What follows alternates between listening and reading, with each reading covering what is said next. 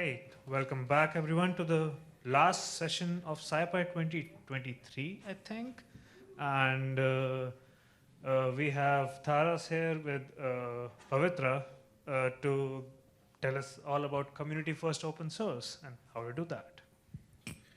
Well, thank you all for sticking around. This is probably more people than I expected on a Friday afternoon. So I'm going to be talking about community first open source, and I'll give some context for this in a minute. But first of all, who am I?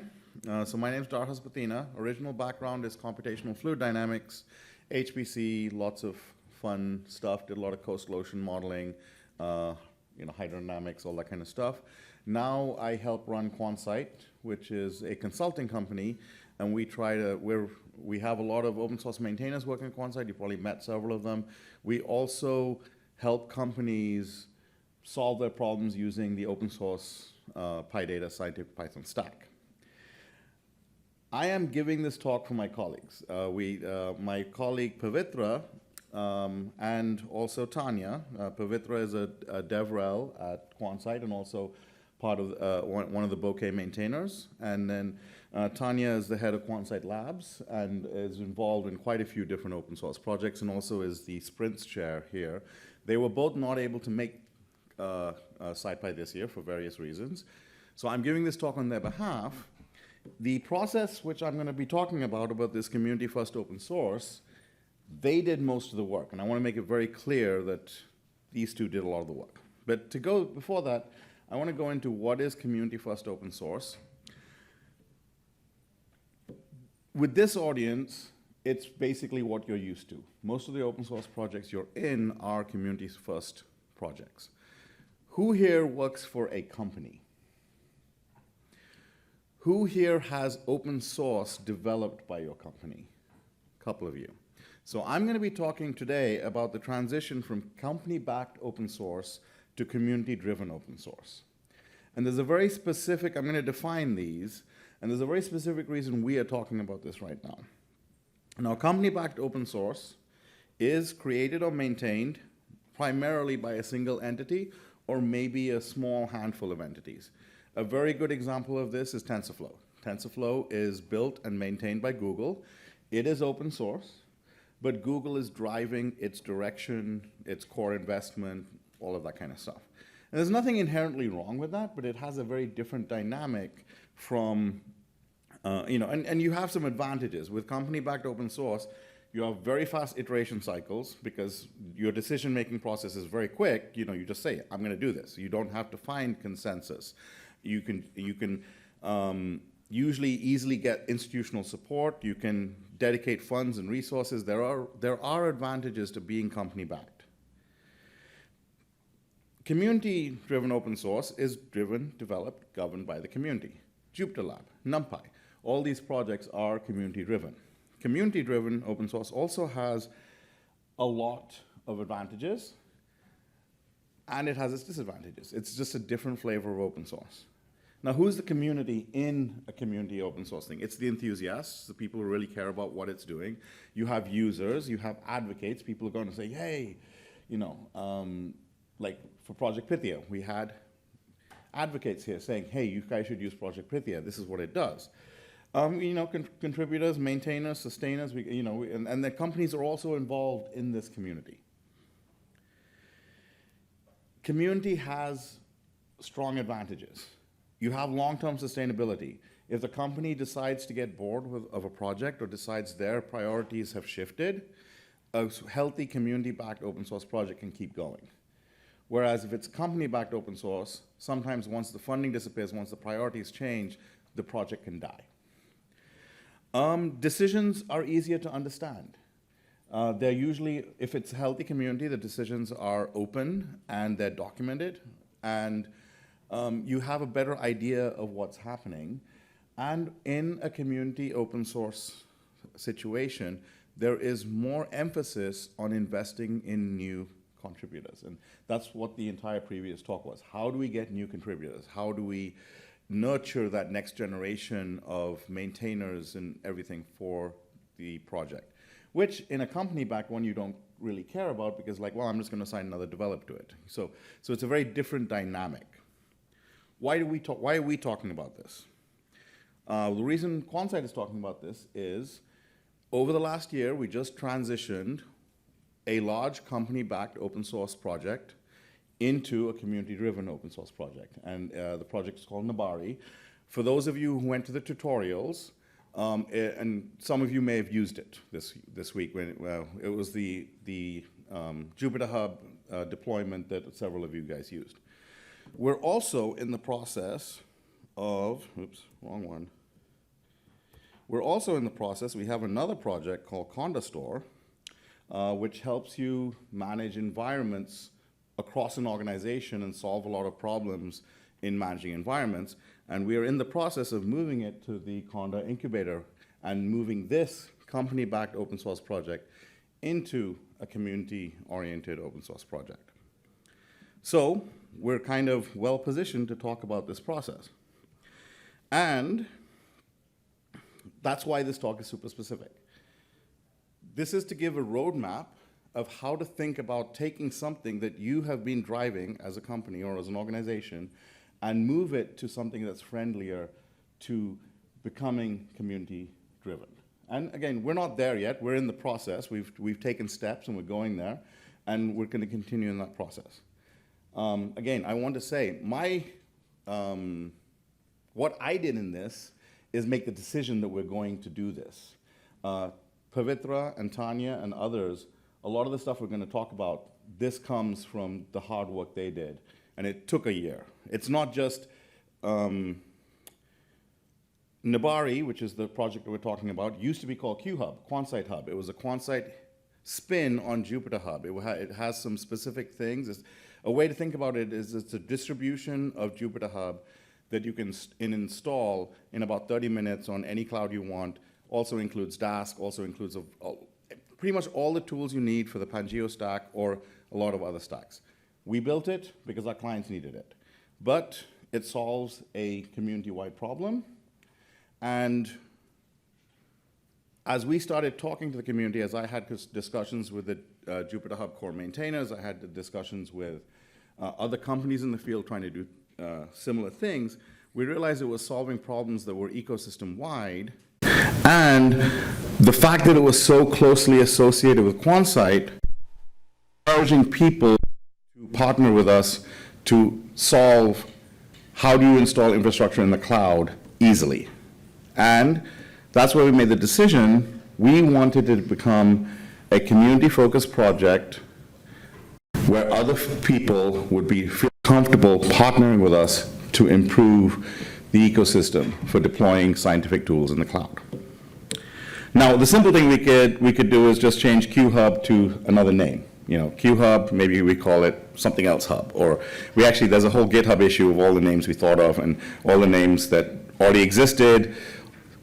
Moons of Saturn already taken, moons of Jupiter already taken, snakes in pretty much every language already taken, you know. And then we had a new employee, and first day he chose this anyway. So anyway, but it's more than, there was this thing he did in the first day, hey, what about this? And Nabari, for those who don't know, it means the roots of a bonsai tree. So we're kind of like, hey, this is the root infrastructure that you could build other stuff on top of. So that's where we got the name. But it's more than just changing a name. It's changing an attitude, changing a way of thinking. And so we actually took a fairly step-by-step process. We started off with what are our guiding principles? Defining our personas and journeys. Who are our existing and new users coming into we're seeing them already on our discussion boards and our GitHub repo and our issues. What do they care about based on what we're seeing in the issue tracker? What do we think they might care about? We also talk to folks in our community. And we kind of wrote them down. We said, okay, these are different, Nabari is an infrastructure project. It's doing two things. One is it's making infrastructure easy to deploy and maintain. It's also providing tools for end users, like Jupyter Hub and Dask and Scikit-Learn. So we have two sets of personas. And so we tried to map out who are all our personas and write little stories about what they would want and what they would need. But then we also have core values. Not all personas and not all things are things we're targeting. And so we had to say, how would we expect our community to contribute and collaborate? And with that, we came up with a set of core values. The core values you can come up for your project might be different. For us, one of the biggest ones was accessibility and inclusion. We wanted anyone to be welcome to both using the tools we're building and participating and contributing them. We have another core value is we wanted to be vendor agnostic. We didn't want, so since we're infrastructure, there are things we can do easier if we say we're AWS only or GCP only. But we made a very explicit decision that we wanted this to be able to run in as many contexts and as many places as possible. That means more work for us in some places, but it's a core principle of the platform. We also wanted to be security first. When someone installs Jupyter Hub, when someone installs our tools, our target audience is people who don't know much about the cloud. So we need to take care of the security aspects for them because they're not going to know enough to do that. Putting the core values and the personas together, we can start working out our vision. Like, who are we targeting? What are we doing? What is the product going to have? Things like that. Okay, now we've got some ideas, we've got a framework, we know what we're going to do, what's our vision of what we're building. And now it's like the nitty-gritty details. How are we actually going to do this on the project management side? I'm going to go into each of these in a little bit, but these are kind of at a high level some of the things you need to think about.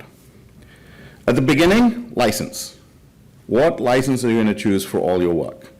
Consider the licenses of what's coming upstream, downstream, like where are we getting packages? Where is our stuff being used? This was actually an easy discussion for us. The code was already BSD, and we're comfortable with that, and that's where we stayed with a BSD license. But again, there are people who strongly feel that they want to use GPL or AGPL v3, and that's a discussion you have to have it's really not great when you make that discussion, make a license change mid thing, and then your community feels like you yanked them around. So having that thought process before is very useful. Code of conduct. How are you going to treat people, and do people know how you're going to treat people? With code of conduct, you have to have a policy, you have to have an enforcement. We had an advantage that we had already done a fair amount of code of conduct work. Quantsite sponsors a lot of open source projects, including ones we have and we partner with community ones. So we already had a Quantsite code of conduct in place, which QHub was covered under. But as we move to a new organization, how's the enforcement going to work? Some of the places, this is a good list of codes of conducts out there that you can use to pull from and customize and build one for yourself. And so I think we use something along the lines of using these, and we have a 2-person enforcement committee, because without some kind of enforcement, code of conduct doesn't actually make any sense. Now, message and brand. We got a vision. We got to tell people what we're doing, why we're doing it, why they should be part of our community, why they should use or contribute to our software.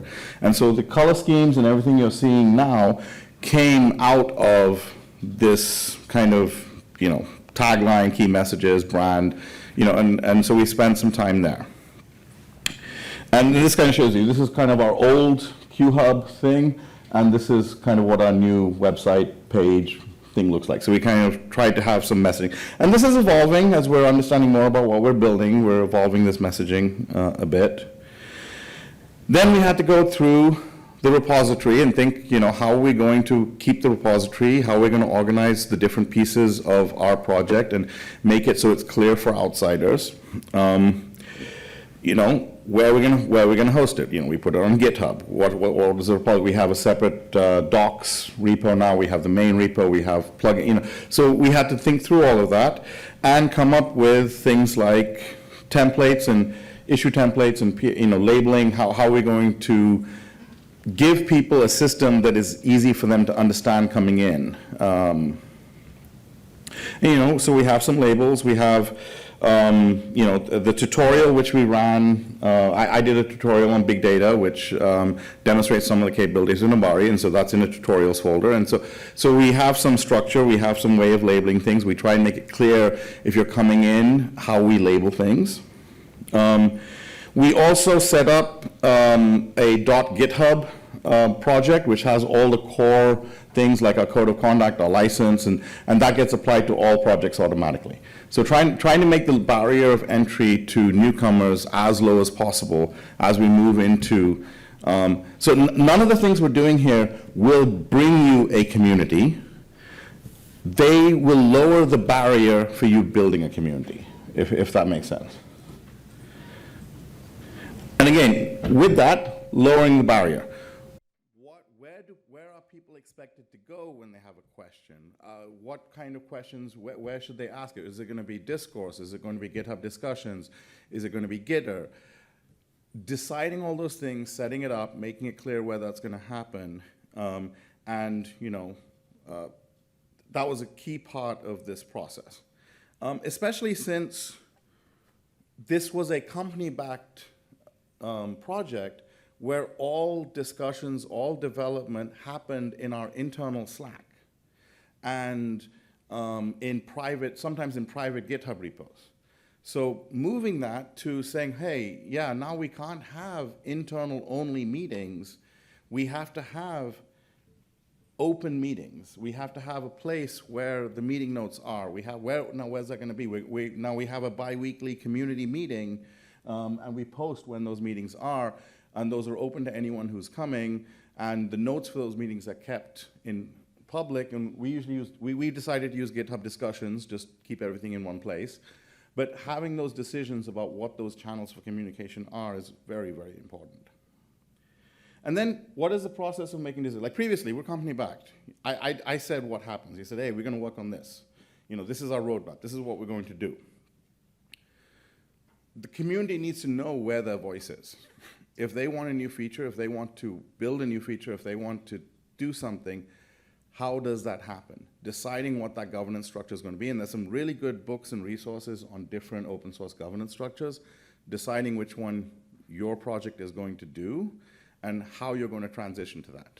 Especially if you're a company-backed thing where the decisions are being made a certain way, moving to a place where the voice of the community is heard and can be acted on.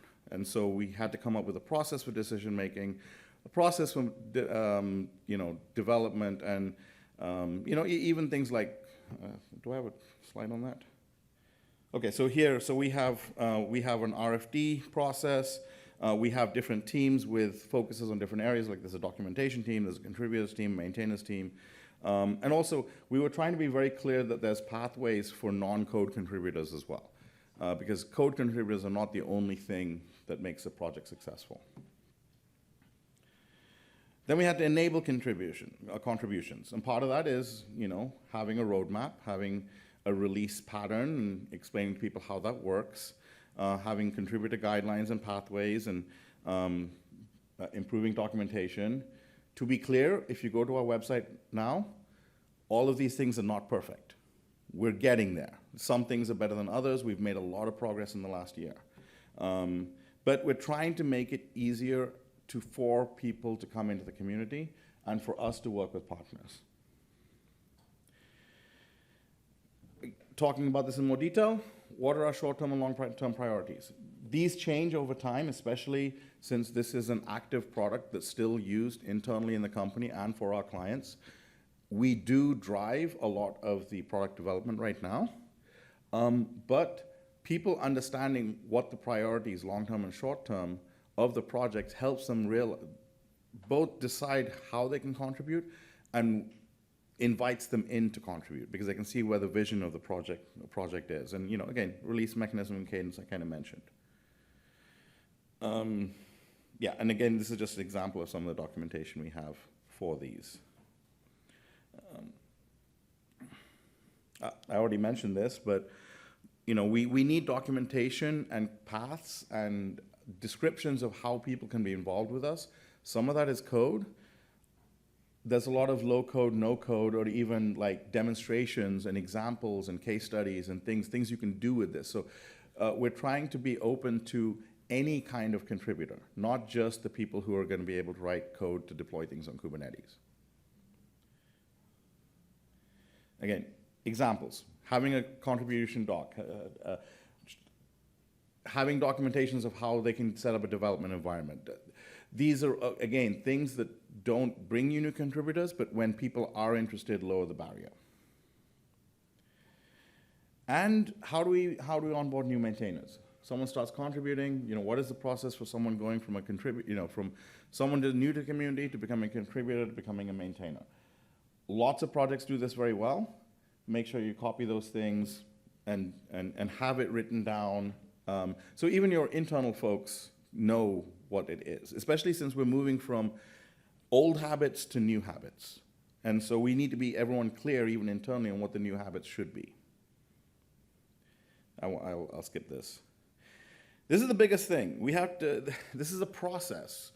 We developed this open source project for about 2 years inside QuantSite before we made this explicit decision to move to a community-oriented, community-driven thing. We have 2 years of bad habits of not talking to people when we make decisions. We have 2 years of bad habits of talking in our internal Slack and not our external GitHub discussions channel. Both your external community and your internal community has to have continuous reminders. No, stop talking on Slack, put it in a GitHub issue.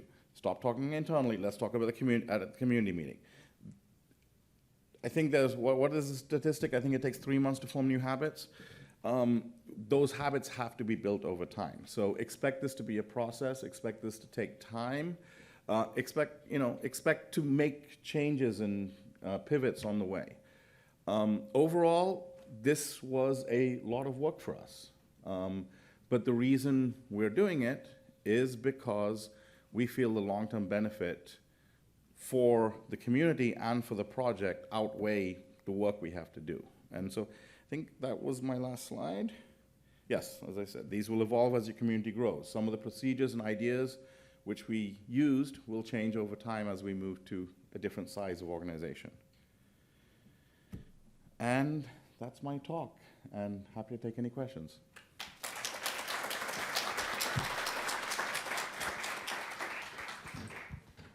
All right, let's start with the question in Slack before we go to the audience here. How do you thread the needle between internal discussions that need to be private, for example, product launch planning, CVEs, with public discussions? This question is by John Kirkham. Okay, I think there are two parts to that because we have a slightly different problem. We have clients who want features, and clients may have deadlines for when they want those features, and those we have to keep private, like the client deadlines and things like that. But often the features they're asking for are generic features. So we try to put the GitHub issue and the description of the feature they want and all of that in the public GitHub channels and the public things. Anything about when the client needs it by and stuff like that, we keep in a separate project board for that client. So it's there's a kind of dichotomy there. With things like CVEs and stuff like that, I think it's somewhat similar. Once you get to a maturity stage, there are going to be closed discussions with senior, like the core maintainers. So I don't think every discussion has to always be in public, as long as it's not the case that we're making secret discussions for QuantSite. That's a little different than a CVE that affects the entire project. Does that answer the question, I think, a little? Hey, Dharhas, thanks for the talk. I'm curious if you've thought about how to bring in some of the data-driven decisions and how you bring the analytics of why you're choosing different priorities of whatever you're doing in your project. So I think that's one of at least from the product management side, if I don't have data to show me what I should do, I don't usually get support from it. But how do you maybe bring analytics into this? That is a good question. My current main signals of what we should work on are what we see when people try using it and the feedback we get when they're having problems. But we don't have a systematic way of capturing that. It's more like from the issue tracker, and then since we run this platform with multiple clients, they communicate their pain points very vividly to us. So we have that advantage. And also, Rich is here, and he runs Nabari for ESIP, and so he's also fairly vocal on some of the things he wants to see differently. So user feedback is where we're currently getting things. All right, we have another question on Slack by Martin. I work in a similar situation, but if our company says develop this, we have to be ready to respond. So we need most core devs to stay internal. Are you worried about ending up with majority external core devs? No, but we're a company that is very experienced at working with open source communities that we don't control. We have clients who ask us to work on things like NumPy and PyTorch, and we don't get to make decisions. So we know how to talk to the community, and if we need to make shallow forks sometimes, in the short term we can. But you can balance the need for features and the need to have results with working with an open source community where you don't have control. I've seen us do it lots of times, and I've seen other companies do it. So I'm not worried about not having control over the project. Well, in worst case, I could always fork it and do what I need, right? So. I have a question on kind of like a similar area, but are there, in terms of the core maintainer team now of Nabari, is it what's the ratio between maintainers who are Quantsite employees versus completely external? Yeah, and again, this is why I said this is a process. Right now, all the core maintainers are Quantsite. We are starting to have contributions from the outside, and we have 2 or 3 other companies that are dipping their feet in, and we're moving to an extension mechanism that will make additions easier, and they're testing the extension mechanisms, and they have some integrations with Airflow and some other tools that will come in the next month or so. So the hope is over the next 4 or 5 months, we should start seeing more non-Quantsite, like reasonably large non-Quantsite contributions. But right now, it's mostly Quantsite. So again, this is the prerequisite to being community-driven. I'm not claiming we are fully community-driven yet. Hi there. Thank you for the great talk. It was very insightful. Apologies if you mentioned this before, but I had a question about the process itself. So this was like a very helpful talk about, like, you talked about personas and how you went about, like, different things were inspired from different places. I was wondering if that is also documented somewhere, say the personas itself. Yeah, they are. Now the question, I need to talk to Tanya or Pavithra. I don't know if they're on our internal Notion or if they're public on in the GitHub repo. I need to check. But I don't think we have any problem putting them public on the GitHub repo, so I'll take that as an action item if it's not. Yeah, that'd be lovely. That was actually my question, because I think this is also like quite a good knowledge bank, because I've come across the concept of personas a lot before, but what I've seen is like everyone implements it very differently. Yeah. So yeah, that'd be lovely. Thank you. Yeah, and we started off with a mural board and some brainstorming and all that fun stuff. Tanya's amazing at using tools, and so but we do have those documented.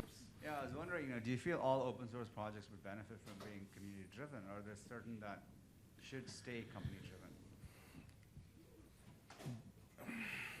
I would, again, from my experience, you can get a lot of speed and velocity initially, because when we started building QHub, we were breaking and changing things all the time. It would have been very difficult to be community driven in that point. I think there's a maturity stage you hit, and we hit that about a year ago, where we felt, hey, this is becoming stable enough, and now we see the advantages of becoming more community-driven. I think long-term, in my opinion, community-driven is better. I think it's very difficult, unless you have very deep pockets, to have, big example again, TensorFlow. TensorFlow is a really good project, and it is still a really good project, but Google has the ability to sustain it that long. A company the size of Quantsite will not be able to sustain something like TensorFlow over a 10, 15-year period. So at some point, I think most big open source projects need to become community driven. All right, we are at time, so if you do have any other questions, please find Dharhas in the hallway. I think in 25 minutes we'll have lightning talk, so hope to see you all there, and tomorrow is sprints.